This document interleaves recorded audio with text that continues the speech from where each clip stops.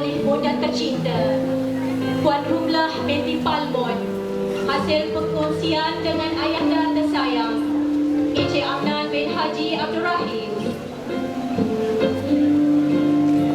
Beliau merupakan anak pertama daripada 9 orang adik-beradik. Dikurniakan sebuah keluarga yang begitu bahagia.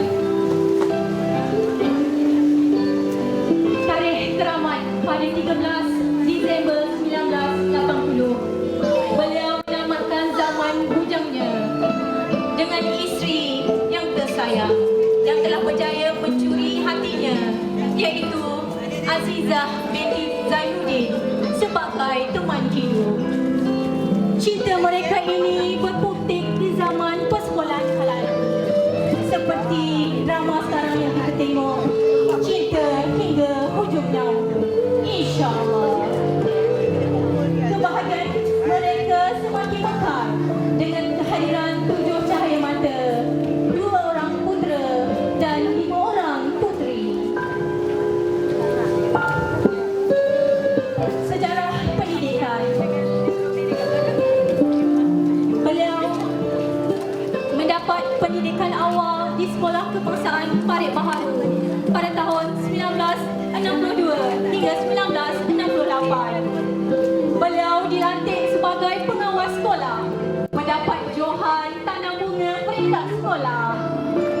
Beliau juga adalah merupakan murid penyimpan wang terbanyak di peringkat sekolah, menjadi pelajar contoh semasa di tahun 6. Selepas itu, beliau melanjutkan persekolahan ke Sekolah Menengah Kebangsaan Munshi Abdullah di Sabak Bernam pada tahun 1969 hingga 1974. Di sekolah berikut, beliau telah dilantik sebagai ketua pengawas pada tahun 1974.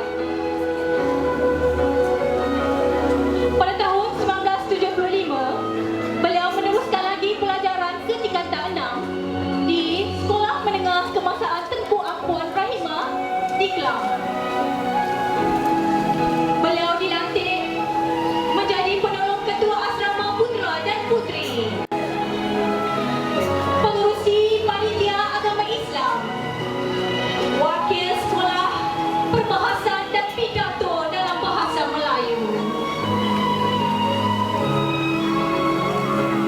Kemudian mendapat sijil perguruan di mata perguruan bahasa pada tahun 1978 hingga 1979. Beliau juga turut dilantik sebagai Setiausaha Bahasa Melayu, AJK Fotografi, AJK Redaksi Majalah, Persatuan Gimnastik Pengakap. Begitu banyak yang telah diberikan, yang telah kita lihat jasa yang telah diberikan oleh yang diraikan. Kemudian beliau mendapat sijil teknologi pendidikan di Universiti Sains Malaysia pada tahun 1984 hingga 1985. Sejarah perkhidmatan beliau: guru sementara di Sekolah Kebangsaan Seri Cempaka pada tahun 1977. Kemudian guru terlatih di Sekolah Menengah Kebangsaan Teluk Bali Menggarang pada tahun 1980 hingga 1991.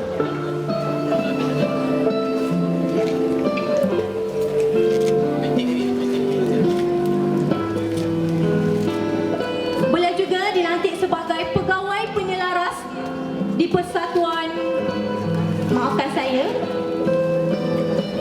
di PKJ Sijangkang pada tahun 1991 hingga 1995, dan beliau telah mendapat anugerah Perkhidmatan Cemerlang pada tahun 1993. Beliau juga menyandang guru penolong